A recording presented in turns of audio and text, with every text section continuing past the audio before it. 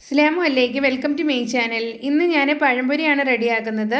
പഴംപൊരി ഏത്തയ്ക്കാപ്പം എന്നൊക്കെ പറയും. ഞങ്ങളിവിടെ ഏത്തയ്ക്കാപ്പത്താണ് പറയുന്നത്. വളരെ എളുപ്പത്തിൽ നല്ല ടേസ്റ്റ് ആയിട്ട് നമുക്ക് റെഡിയാക്കി എടുക്കാൻ പറ്റും.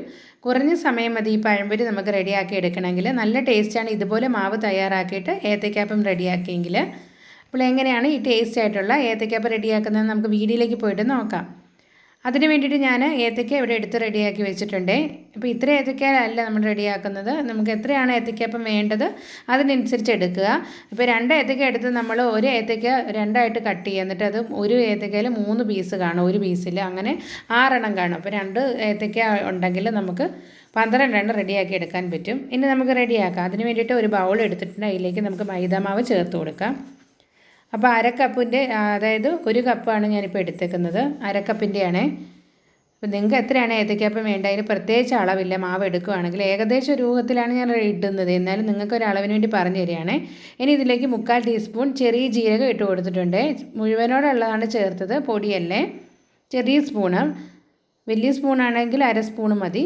ഇനി ഇതിലേക്ക് നമുക്ക് വേണ്ടത് മഞ്ഞൾപ്പൊടിയാണ്. പിന്നെ പഞ്ചസാര വേണം. അപ്പോൾ മാവിൽ മധുരം വേണമല്ലോ, അപ്പോൾ അതിന് പഞ്ചസാര ചേർത്ത് കൊടുക്കുക. അപ്പോൾ ഞാൻ 2 ടീസ്പൂൺ പഞ്ചസാര ചേർത്തിട്ടുണ്ട്. ഇനി ഞാനിതിലേക്ക് ഒരല്പം ഉപ്പ് ചേർത്ത് കൊടുക്കുകയാണ്. ഏലക്കാപ്പൊടി ചേർത്ത് കൊടുക്കുകയാണ്. അപ്പോൾ ഏലക്കാപ്പൊടി 3/4 ടീസ്പൂണോളം ചേർത്ത് കൊടുക്കുക. പൊടിച്ചത് ചേർത്ത് കൊടുക്കണേ. അങ്ങനെയൊക്കെ ചേർക്കുമ്പോൾ നമ്മുടെ മാവിന് നല്ല ടേസ്റ്റ് കിട്ടും. ഇതിലേക്ക് ഒരു 1/4 ടീസ്പൂൺ സോഡാപ്പൊടിയാണ് ചേർത്ത് കൊടുക്കുന്നത്. ഇനി ഇതിലേക്ക് മഞ്ഞൾപ്പൊടി ഒരു 1/2 ടീസ്പൂൺ ചേർത്ത് കൊടുക്കാം. എത്രയാണ് മാവ് എടുക്കുന്നത് അതിനനുസരിച്ച് മഞ്ഞൾപ്പൊടിയുടെ അളവ് കൂട്ടിയും കുറച്ചും കൊടുക്കുക. നമുക്കിതിലേക്ക് ഉപ്പ് ചേർത്ത് കൊടുക്കാം. മാവിന് ആവശ്യമായിട്ടുള്ള ഉപ്പ് ചേർത്ത് കൊടുക്കുക. ഇനി നമുക്കിതിലേക്ക് വേണ്ടത് അരിപ്പൊടിയാണ്. ഒരു 2 ടീസ്പൂണോളം അരിപ്പൊടി ചേർത്ത് കൊടുക്കാം. റവ ചേർത്ത് കൊടുക്കുക 1 ടീസ്പൂണോളം. അതൊക്കെ ചേർക്കുമ്പോൾ നമ്മുടെ മാവ് നല്ലൊരു ടേസ്റ്റ് ആയിരിക്കും. നമ്മുടെ ഏത്തയ്ക്ക നല്ല സോഫ്റ്റും ക്രിസ്പിനെസ്സും ആയിട്ട് കിട്ടും. അപ്പോൾ അതിന് വേണ്ടിയിട്ടാണ് നമ്മൾ റവ ചേർക്കുന്നത്. എന്നിട്ട് നമുക്കൊരു വിസ്ക് വെച്ചിട്ട് നന്നായിട്ടിത് മിക്സ് ചെയ്ത് കൊടുക്കാം. ഇനി അല്പാൽപ്പം വെള്ളം ഒഴിച്ചതിന് ശേഷം നമുക്കിത് കുഴച്ചെടുക്കാം. അപ്പോൾ ഞാൻ അതേ കപ്പിൽ തന്നെ അരക്കപ്പ് എടുത്ത് വെച്ചിട്ട് ഒരു അല്പാൽപ്പം ഒഴിച്ചതിന് ശേഷം നമുക്ക് ബാറ്റർ ഇതുപോലെ തന്നെ മിക്സ് ചെയ്ത് കൊടുക്കാം. അപ്പോൾ ഇതുപോലെ വിസ്ക് ഉണ്ടെങ്കിൽ നമുക്ക് കട്ട പിടിക്കാതെ എളുപ്പം മാവ് കുഴച്ചെടുക്കാൻ പറ്റും. അല്പാൽപ്പം വെള്ളം ഒഴിച്ചിട്ട് വേണം കുഴച്ചെടുക്കുക. ഒറ്റയടിക്ക് വെള്ളം ഒഴിച്ചെങ്കിൽ നമുക്ക് പെട്ടെന്ന് മിക്സ് ചെയ്തെടുക്കാനായിട്ട് ബുദ്ധിമുട്ടായിരിക്കും. അപ്പോൾ ഞാൻ നന്നായിട്ട് തന്നെ ഇത് മിക്സ് ചെയ്ത് കൊടുത്തിട്ടുണ്ട്. ഇപ്പോൾ വെള്ളം കുറവാണ്, ഒരല്പം വെള്ളം കൂടെ ഒഴിച്ച് കൊടുത്തിട്ട് നമുക്കിത് കറക്റ്റ് ഏത്തയ്ക്കാപ്പത്തിൻ്റെ ബാറ്ററാക്കി എടുക്കാം. അപ്പോൾ വെള്ളം ഒരുപാട് കൂടി പോകാൻ പാടില്ല, കുറഞ്ഞും പോകാൻ പാടില്ല. കൺസിസ്റ്റൻസി ഞാൻ കാണിച്ചു തരാം. ഇതുപോലെ ഇരിക്കണം. ഇനി നമുക്കിത് റെസ്റ്റ് ചെയ്യാൻ വേണ്ടിയിട്ട് ഒരു 5 മിനിറ്റ് മാറ്റി വയ്ക്കുക. റെസ്റ്റ് ചെയ്തില്ലെങ്കിലും കുഴപ്പമില്ല, എന്നാലും മാറ്റി വെച്ചെങ്കിൽ നന്നായിരിക്കും. അപ്പോൾ ഞാനിതൊരു 10 മിനിറ്റോളം മാറ്റി വെച്ചിട്ടുണ്ട്. അപ്പോൾ ആ സമയത്താണ് ഏത്തയ്ക്ക കട്ട് ചെയ്തെടുക്കുന്നത്. ഏത്തയ്ക്ക കുറച്ചുകൂടെ പഴുത്താൽ നല്ല ടേസ്റ്റ് ആയിരിക്കും. അപ്പോൾ ഒത്തിരി പഴുത്ത് പോയെങ്കിൽ നമ്മൾ പഞ്ചസാര മാവിൽ ഒരല്പം കുറച്ചാൽ മതി. പക്ഷേ മാവിനൊരു ടേസ്റ്റ് കിട്ടണമെങ്കിൽ ഞാൻ ആദ്യം കാണിച്ച പോലെ ഒരു 2 ടേബിൾ സ്പൂണോളം പഞ്ചസാര നമ്മൾ ചേർത്ത് കൊടുക്കുന്നത് നല്ല ഏത്തയ്ക്കാപ്പത്തിന് നല്ല ടേസ്റ്റ് കൂട്ടുന്നതായിരിക്കും. എന്നിട്ട് ഇതുപോലെ നമുക്ക് കട്ട് ചെയ്തെടുക്കാം. ചെറിയ ഏത്തപ്പഴം ആണെങ്കിൽ നമുക്ക് ഒരു ഏത്തയ്ക്ക തന്നെ 3ആയിട്ട് കട്ട് ചെയ്താൽ മതി. അത്യാവശ്യം വലുപ്പമുള്ളതാണെങ്കിൽ ഒരെണ്ണം ഇതുപോലെ 6ആയിട്ട് കട്ട് ചെയ്തെങ്കിൽ നന്നായിരിക്കും. അതായത് നല്ല വലുപ്പമുള്ള ഏത്തയ്ക്കയാണെങ്കിൽ 6 പീസിൽ ഒരു പീസ് കൂടെ കൂടുതൽ തന്നെ കിട്ടുന്നതായിരിക്കും. അത് നമ്മുടെ കയ്യിലിരിക്കുന്ന ഏത്തയ്ക്കയുടെ ഇതുപോലെ ഇരിക്കുവേ. ഇതുപോലെ ഞാനിതെല്ലാം കട്ട് ചെയ്ത് വെക്കുകയാണ്. അപ്പോൾ എണ്ണ ചൂടാൻ വേണ്ടിയിട്ട് വെച്ചിട്ടുണ്ടായിരുന്നു. ഇനി നമുക്ക് ഏത്തയ്ക്കാപ്പം ഫ്രൈ ചെയ്തെടുക്കണം.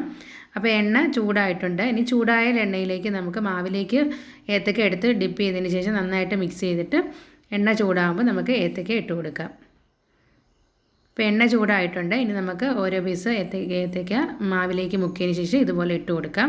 മീഡിയം ഫ്ലെയിമിൽ ഇട്ടിട്ട് വേണം ഇത് കുക്ക് ചെയ്യാൻ വേണ്ടിയിട്ട്. എണ്ണ ആദ്യം ചൂടായതിന് ശേഷം ഹൈ ഫ്ലെയിമിൽ തന്നെ ഇട്ടിട്ട് നമ്മൾ ഏത്തയ്ക്ക മിക്സ് ഇട്ട് കൊടുത്തെങ്കിൽ ഉൾഭാഗം വേവാതെ പെട്ടെന്ന് പുറമേ കരിഞ്ഞു പോകും. അപ്പോൾ ഇതുപോലെ നമുക്ക് ഇട്ട് കൊടുത്തതിന് ശേഷം ആദ്യം നന്നായിട്ട് കുക്കായതിന് ശേഷം ഒരു ഭാഗം തിരിച്ചിട്ട് കൊടുക്കുക. ഒന്ന് നോക്കുക. അപ്പോൾ ഇതൊരു സൈഡ് കുക്കായിട്ടുണ്ട്. ഞാനിത് മെല്ലെ തിരിച്ചിട്ട് കൊടുക്കുകയാണ്. പെട്ടെന്ന് വേവും, എളുപ്പം നമുക്ക് തയ്യാറാക്കി എടുക്കാനും പറ്റും. കുട്ടികൾക്ക് 4 മണിക്കൊക്കെ കൊടുക്കാൻ പറ്റിയ, പെട്ടെന്ന് റെഡിയാക്കി കൊടുക്കാൻ പറ്റിയ ഒരു ഈവനിങ് സ്നാക്സാണ്. ഇതുപോലെ തയ്യാറാക്കി കൊടുത്തെങ്കിൽ തീർച്ചയായിട്ടും കുട്ടികൾക്ക് ഇഷ്ടപ്പെടും. ഇത് നമ്മൾ ചൂടോട് കഴിക്കുമ്പോൾ നല്ലൊരു ക്രിസ്പിനെസ് കിട്ടും. തണുത്ത് പോയ സാധാരണ ഏത്തയ്ക്കാപ്പം കഴിക്കുന്ന പോലെ ആയിരിക്കും. നിങ്ങൾ ഇതുപോലെ തയ്യാറാക്കി നോക്കുക. ഇതുപോലെ മാവിൻ്റെ ബാറ്റർ തയ്യാറാക്കിയെങ്കിൽ ഏത്തയ്ക്കാപ്പത്തിന് കൂടുതൽ ടേസ്റ്റ് ആയിരിക്കും. അപ്പോൾ ഇതുപോലെ തയ്യാറാക്കാത്ത കൂട്ടുകാരൊക്കെ ഇതുപോലെ എൻ്റെ വീഡിയോ കണ്ടതിന് ശേഷം ഒന്ന് തയ്യാറാക്കി നോക്കുക. ഇന്നത്തെ എൻ്റെ വീഡിയോ ഇത്രയേ ഉള്ളൂ. ഇന്നത്തെ പഴംപൊരിയുടെ വീഡിയോ ഇഷ്ടപ്പെട്ടെങ്കിൽ ചാനൽ സബ്സ്ക്രൈബ് ചെയ്യാതെ കാണുന്ന പുതിയ കൂട്ടുകാർ ചാനൽ ചാനലിലേക്ക് വന്നിട്ടുണ്ടെങ്കിൽ ഒന്ന് സബ്സ്ക്രൈബ് ചെയ്തിട്ട് സപ്പോർട്ട് ചെയ്യണേ. ലൈക്ക് ചെയ്യാതെ കാണുന്ന കൂട്ടുകാരുണ്ടെങ്കിൽ ഒന്ന് ലൈക്ക് കൂടി ചെയ്തിട്ട് സപ്പോർട്ട് ചെയ്യണേ. വീഡിയോ ഇഷ്ടമാകുന്നുണ്ടെങ്കിൽ ഫ്രണ്ട്സിനോട് ഒന്ന് ഷെയർ ചെയ്ത് കൊടുക്കണേ. അപ്പോൾ ഞാൻ ബാക്കിയുള്ള ഏത്തക്കയും കൂടെ ഇതുപോലെ ഇട്ടിട്ട് ഫ്രൈ ചെയ്തെടുക്കുകയാണ്. അപ്പോൾ എണ്ണ ഒരുപാട് കുടിക്കാതിരിക്കണമെങ്കിൽ മീഡിയം ഫ്ലെയിമിലിട്ടിട്ട് കുക്ക് ചെയ്തെടുക്കുക. ലോ ഫ്ലെയിമിൽ ഒരിക്കലും ഇടരുത്, എണ്ണ പെട്ടെന്ന് കുടിക്കും. തീ കൂട്ടി വെക്കാതെ മീഡിയം ഫ്ലെയിമിലിട്ടിട്ട് കുക്ക് ചെയ്തെടുത്താൽ മതി. അപ്പോൾ ഇത്രയേ ഉള്ളൂ വീഡിയോ. ഇൻഷാ അല്ലാഹ് അടുത്തൊരു വീഡിയോയിലൂടെ കാണാം. അസ്സലാമു അലൈക്കും.